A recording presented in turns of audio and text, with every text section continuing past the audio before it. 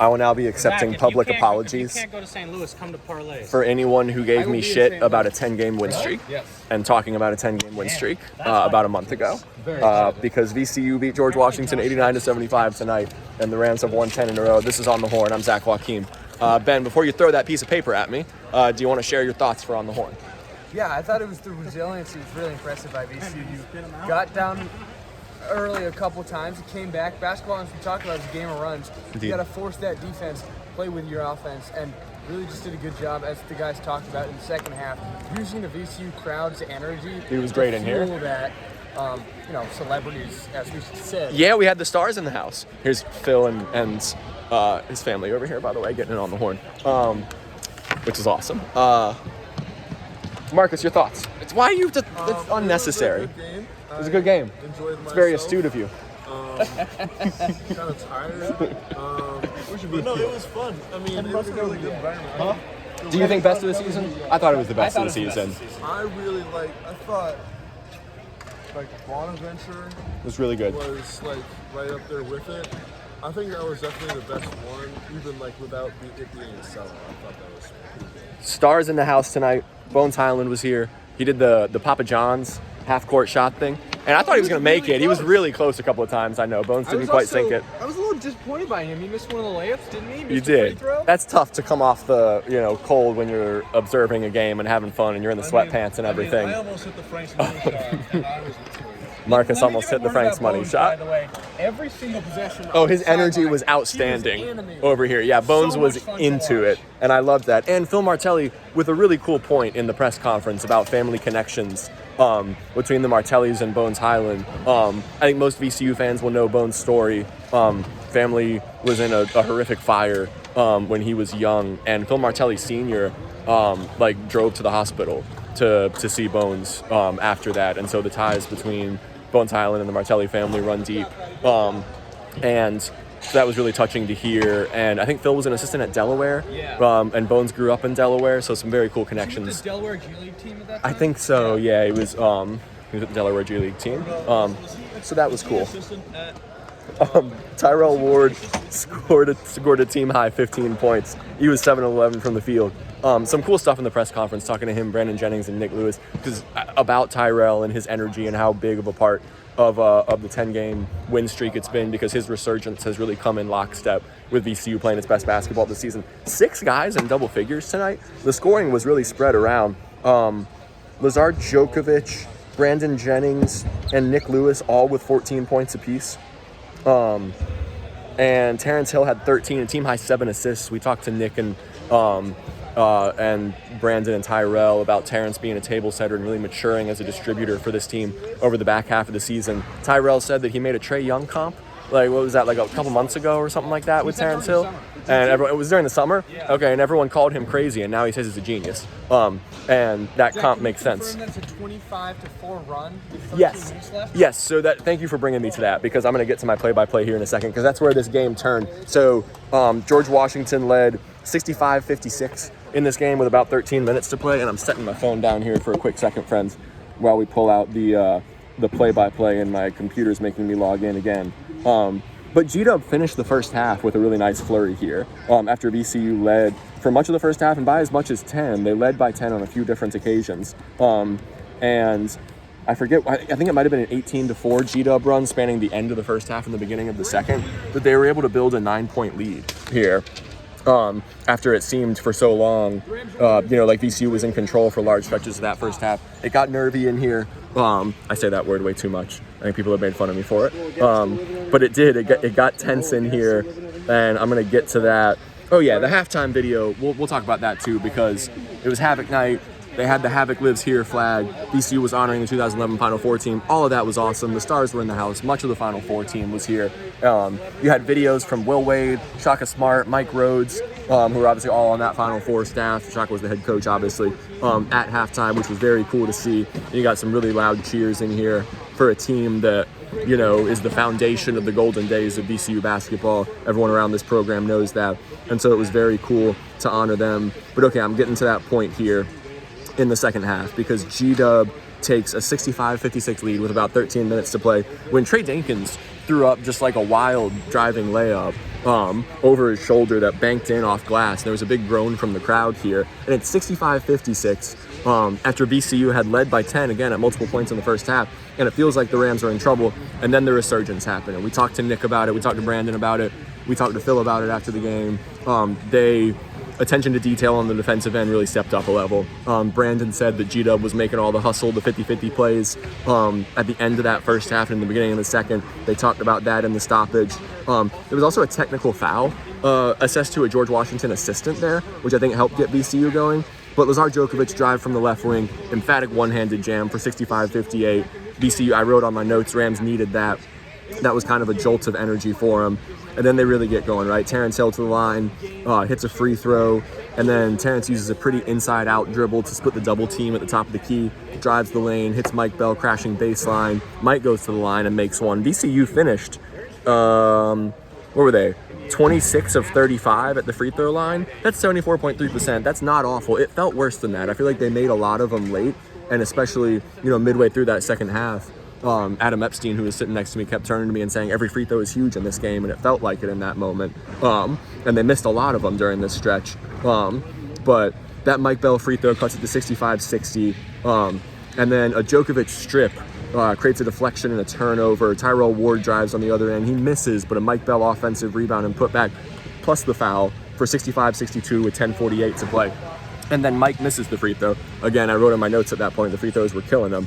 And then this was a huge shot as part of that run. Lazar Djokovic catch and shoot three on the right wing. That came off a turnover created by a Mike Bell deflection. And all of a sudden we were tied up at 65 with 10:15 to play. And this place was on fire. I tweeted it out and we talked about it in the post-game presser. I think this was the best atmosphere of the season. The Bonaventure game on New Year's Eve was really good. St. Louis obviously didn't end the way VCU wanted it to, but stretches of that game, especially when VCU took that lead.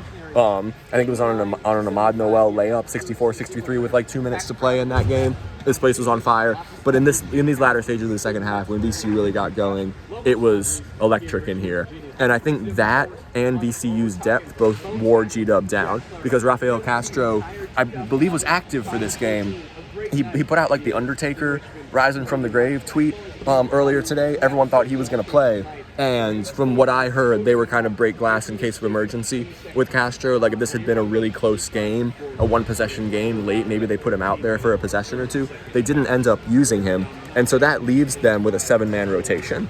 And, the guy who played the least amount of minutes was Erangaren, who played 19. Everyone else played at least 26 minutes. And VCU played 1, 2, 3, 4, 5, 6, 7, 8, 9 guys.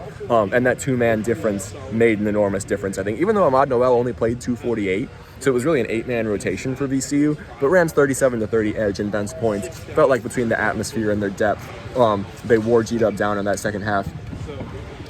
Luke Hunger was phenomenal. Again, he had 31 the other night in their win over George Washington. He had 24 tonight to lead them. He was 7-14 from the field. Dinkins had 16, Marshall 14 for them. Those are the leaders for the Revolutionaries. In my head, I still call them the Colonials. And then, so a Hunger tip-in, we'll get back to that sequence with 9:20 to play, makes it 67-65 G-Dub. And then Mike Beltray on the left wing off a Terrence Hill assist. Again, Hill, a team-high 7 assists. He was wonderful as a table setter tonight. Only had the 2 field goals, but 7 assists and 9 of 10 from the free throw line. Got it done. Mike Bell loves that left wing. I feel like he's made a lot of big threes this year, specifically from that spot. So that gives VCU a 68-67 lead at the 9-minute mark. And I wrote in all caps on my notes, it is electric in here, because the atmosphere was phenomenal at that point. Nick Lewis fouled on the open floor, hit both free throws. He's popped out of his slump that he had early on in conference play. It seems like he's been really good over the last couple of weeks. Had another A10 Rookie of the Week honor. Feels like he's gotten back to the Nick Lewis that we saw early on in the season for VCU. And that leads us to the under 8, and then a Terrence Hill mid-range step back off the dribble on the right elbow for 72-67 with 7:20 to play. A Djokovic block, and then he was fouled on a baseline drive at the other end. He made 1 free throw. That's 73-67.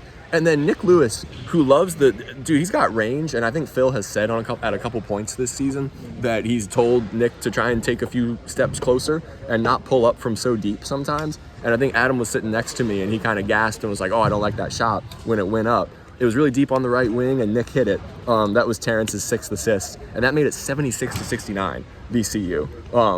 And then a Brandon Jennings free throw for 77-69. That's a 21-4 run since G-Dub led. 65-56 at the 13-minute mark. And then Terrence to the line, hit both. And then a Terrence Hill drive and hanging finish off glass on a little short mid-range jumper for 81-69. And I wrote in my notes that caps a 25-4 VCU run spanning about 10 minutes of game time. Gave him a 12-point lead, and it was pretty much done from that point on. And VCU was able to make their free throws late. I wrote down Tyrell Ward was asking the crowd for noise. There were VCU chants late when they got a key stop, and then Nick was fouled, and I wrote that should do it. And he hit both free throws for the final margin of 89-75, which was VCU's largest lead of this game. George Washington is a great offensive team, and we really saw that in the first half. The metrics say it, and they started hitting from outside in that first half. Let me look at they shot 51.5% from the field, 17 of 33 in the first half, and 8 of 19 from threes. They made 8 threes in that first half. And then G-Dub, 32.1% from the field in the second half, 26.7% from three. So VCU obviously figured some things out defensively. We're much better in getting under George Washington's skin and slowing him down in that second half. Rams, 51.9% from the field for the game. That's 27 of 52. It was a phenomenal offensive performance, and again, they figured things out defensively in that second half. St. Louis lost tonight, which is obviously a significant result for some. And so VCU is now only 1 game back of the Billikens. And, we talked about it weeks ago, and everyone was saying don't put the cart before the horse, and that was absolutely true, but it looked like on the schedule VCU had a chance to put together a run here. And that has very much happened. They've won 10 in a row, and what everyone was hoping for, they're going to take a 10-game win streak to Chaffetz. And it's St. Louis is ranked number 18 in the country. I imagine they'll drop from that after a loss at Rhode Island next week. But it's an enormous opportunity. Enjoy your Tuesday night. Likewise, my friend. Y'all want to say bye to On the Horn? Oh, I mean, I love On the Horn with Zach Joachim. I think it just gives me the most up-to-date information. Zach Joachim, wow, in his 30s, however, great reporter, and we can't wait to hear what he has to say about St. Louis. I'd rather be in my 30s than not 21 for the trip to Pittsburgh. Okay. This wisdom, we look I'm up still to in you, my Zach. youth. Thanks, guys. This wisdom is second to none here. I appreciate it, y'all. The wisdom that you gain from age is really helpful to someone in my youth like myself. They're calling me Unk right now. My coworkers already do that. You haven't used the word, but you're implying it. If you need a cane, I've got a couple of them. That's not nice. That was over the line, Marcus. How's your AARP bill coming? Uncalled for, gentlemen. Using that senior discount at the movie? If I'm 30, am I in my 30s? Someone tell me I'm not, please. Anyway, I will be fielding public apologies for anyone who gave me shit for talking about a 10-game win streak. You were right. Because it has happened, and I was right. Thank you. Thank you. Sometimes you got to manifest things, guys. I'm feeling a 400-game win streak. VCU had 9 steals, GW 11 turnovers. Good night, friends. It's always dangerous to compare things to HAVOC in that era and everything, but I felt that spirit in here tonight, especially when VCU really figured things out on the defensive end in that second half. They were being disruptive. They were creating a little chaos, havoc, however you want to say it. The flag was back too. I love the flag, guys. The flag was over here in that section. The HAVOC lives here flag. It's like a tifo in soccer for all my soccer fans out there, and those create such an awesome atmosphere. So that was very cool to see. The vibes were great in here. VCU's won 10 in a row. 14-point win over G-Dub. I could point to some other sequences, but we're already on a 14-minute on the horn. VCU 34-28 edge in the paint, 15-7 edge in points off turnovers, 11-4 fast break points. G-Dub is a great rebounding team, and they got 13 offensive rebounds. They had 13 second chance points, but VCU had 25 defensive rebounds, and it's only a 34-32 rebounding edge for G-Dub. Obviously, that's without Rafael Castro, who's one of the best rebounders, probably not in the A-10, but the country. And so that helped. But look, this is a G-Dub team that was playing good basketball coming into this game that beat George Mason by, I think, 19 on Friday. And so this is a really good win for VCU. And they've got a boatload of momentum going to Chaffetz Arena on Friday for what's going to be an outstanding, conference game of the year caliber contest atop the A-10. If VCU wins, they will be tied with the Billikens for first place. It's at this point that I think you can definitively say that a regular season conference title is not out of the question. So much lies on that game. Also with VCU's at-large hopes. I think in Lenardi's latest projection, they were the top of the next 4 out. So on the periphery of moving into first 4 out. And it very much You know, it feels like in terms of their at-large chances, that game at Chaffetz on Friday it's make or break. If they win, then they're going to be on the right side of the bubble. And if they can avoid any bad losses the rest of the way, you know, if they win that game at Chaffetz and they get to an A10 final against SLU, I think they're in regardless of the results in that A10 final. But that's probably their only path to the at-large. I don't know, maybe a close loss against SLU, and then you win out the rest of the way. They could still be sweating and still have a chance on Selection Sunday, depending on bid Steelers. But the safe bet is to say that they need to win on Friday in order to be really on the right side of the bubble. So, yeah, I'm Zach Joachim. This is On the Horn.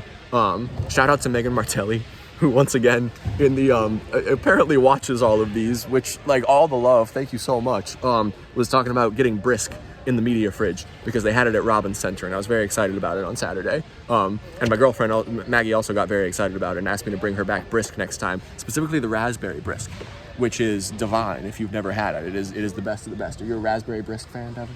Raspberry brisk. Yes. Oh, like the soda? Yeah, the tea. The tea. I'm not a hater, Okay. but I'm not like a lover of it. Okay. But it's still good. I'm a big brisk fan over here. Big brisk guy. Yeah. And shout out to Megan Martelli, who said she was going to try and get brisk in the media fridge for me. I hope so. I know, right? Anything else in the media fridge will be a huge win It would. because there's just nothing. There is nothing in there. It's empty these days. You get here like 30, 40 minutes before game time, and there might be a water or two left. Anyway, thank you for tuning in, friends. This was an outstanding atmosphere tonight as VCU honored the Final Four team on HAVOC Night, and the Rams got a 14-point win over George Washington with an outstanding atmosphere in the second half. This is On the Horn. I'm Zach Joachim. Y'all rock. Thank you for tuning in. I'll talk to you on Friday after a big one at Chaffetz Arena.